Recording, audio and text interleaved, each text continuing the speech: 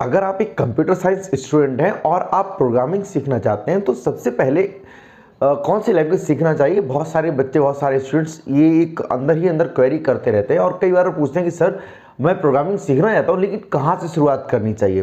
तो अगर आप एक बिगिनर हैं और आप किसी बेसिक प्रोग्रामिंग कोई आप स्टार्ट कर रहे हैं, जैसे कि मान लीजिए आप कोई सी स्ट्रक्चर सीख रहे हैं, सी लैंग्वेज सीख रहे हैं या पाइथन सीख रहे हैं, जावा सीख रहे हैं, तो कभी कभी ऐसा होता है कि आप किसी इंडस्ट्री में आगे जाते हैं, आपको स्विच करने की जरूरत पड़ती है, या फिर आपने 4 महीने 6 महीने 8 महीने सीखने के बाद आपको लग रहा है कि एक लैंग्वेज सीख ली है, अब मैं दूसरे पर स्विच करना चाहता हूँ। तो कई सारे ऐसे स्टूडेंट्स आते हैं हमारे पास कि सर मुझे सी आती है, मुझे पाइथन सिखा दीजिए, क्योंकि उन्होंने सीख तो लिया है लेकिन अभी भी वो लॉजिकली उनका जो माइंड मेकिंग है अभी नहीं ऐसा बन पाया है। तो किसी भी लैंग्वेज में अगर आप स्विच करना चाहते हैं, अगर आप एक मल्टी लैंग्वेज प्रोग्रामर बनना चाहते हैं, आपको लग रहा है कि एक लैंग्वेज आपने सीख ली और वो अभी आपके लिए इनफ नहीं है, तो ऐसी सिचुएशन में आप क्या कर सकते हैं कि मैं जो आपको यहाँ पर बता रहा हूँ इस चीज़ को आप ध्यान से समझिएगा।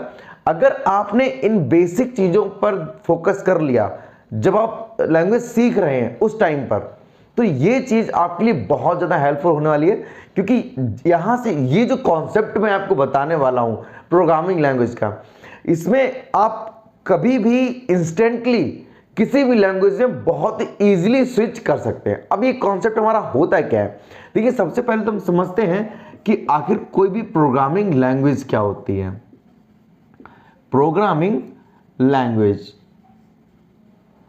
ठीक है, देखिए प्रोग्रामिंग लैंग्वेज एक ऐसा मीडियम है, एक ऐसा माध्यम है, एक ऐसा वे है जिससे हम कंप्यूटर्स को इंस्ट्रक्शंस प्रोवाइड करते हैं, और सिंपली हम ये कह सकते हैं कि हम कंप्यूटर से बात करते हैं या कम्युनिकेशन करते हैं और कंप्यूटर को कुछ भी टास्क को परफॉर्म करने के लिए बोलते हैं। जैसे अगर ह्यूमन लाइफ में हम लोग देखते हैं, हम भी आपस में कम्युनिकेशन करते हैं, हमें भी एक दूसरे से इंस्ट्रक्शंस, डेटा या इंफॉर्मेशन शेयर करना होता है, तो हम भी कम्युनिकेशन करते हैं। ऐसे ही अगर कंप्यूटर से कोई काम हमें करवाना है, किसी कंप्यूटर मशीन से कोई काम करवाना है, तो हम उस सॉफ्टवेयर्स के माध्यम से, मीडियम से हम वो चीज़ करवाते हैं। और सॉफ्टवेयर्स क्या होते हैं, ये हमारे प्रोग्रामिंग लैंग्वेज के कुछ इंस्ट्रक्शंस होते हैं, कुछ कोड होते हैं जिनके थ्रू हम ये टास्क परफॉर्म करवाते हैं। तो आइए अब हम समझते हैं कि आखिर वो कौन सा तरीका है जिससे हमें एक लैंग्वेज से दूसरी लैंग्वेज में स्विच करना इजी हो जाए। तो सबसे पहली चीज होती है, देखिए हमारी टोकन्स। अगर आप ये टोकन्स समझ लेते हैं किसी भी प्रोग्रामिंग लैंग्वेज में, टोकन्स एक कॉमन फैक्टर है, एक ऐसी कॉमन चीज है जो हर एक प्रोग्रामिंग में होती है। इसको हम डिफाइन इस तरीके से कर सकते हैं कि किसी भी प्रोग्रामिंग लैंग्वेज में, मैं जो कह रहा हूं उसको थोड़ा गौर से सुनिएगा, कि किसी भी प्रोग्रामिंग लैंग्वेज में यूज किए गए कोई भी छोटे से छोटे इंडिविजुअल यूनिट को भी आप यूज कर रहे हैं, वो सब कुछ हमारा क्या होता है, टोकन्स ही होते हैं। ठीक है, अगर एक छोटा एक comma, colon, semicolon, special symbols कुछ भी अगर आपने यूज किया है अपने प्रोग्राम के अंदर, तो वो सब हमारा क्या है, टोकन्स है। दूसरा है हमारा, इसी में आता है, वो है डिसीजन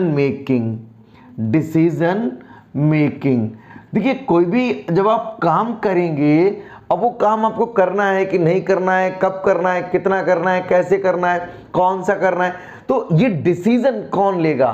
तो यहां पर जो हमारा लॉजिकल डिसीजन मेकिंग सिस्टम होता है, हर एक प्रोग्रामिंग में आपका डिसीजन मेकिंग सिस्टम भी मिलेगा ही मिलेगा। जैसे अगर कोई जो लोग सीख चुके हैं, जो कोई प्रोग्रामिंग जिन्होंने स्टार्ट कर दी हुई, या जिन्होंने जो कोई एक लैंग्वेज भी सीख रहे हैं, तो उन्होंने देखा होगा इफ एल्स स्टेटमेंट होते हैं, हमारे कंडीशनल स्टेटमेंट होते हैं, लूप स्टेटमेंट होते हैं, जंप स्टेटमेंट्स होते हैं, जहां पर उन्हें कुछ डिसीजन लेना होता है और according to the given condition वो डिसीजन लेकर वो टास्क परफॉर्म करते हैं, स्टेटमेंट्स को एग्जीक्यूट करते हैं।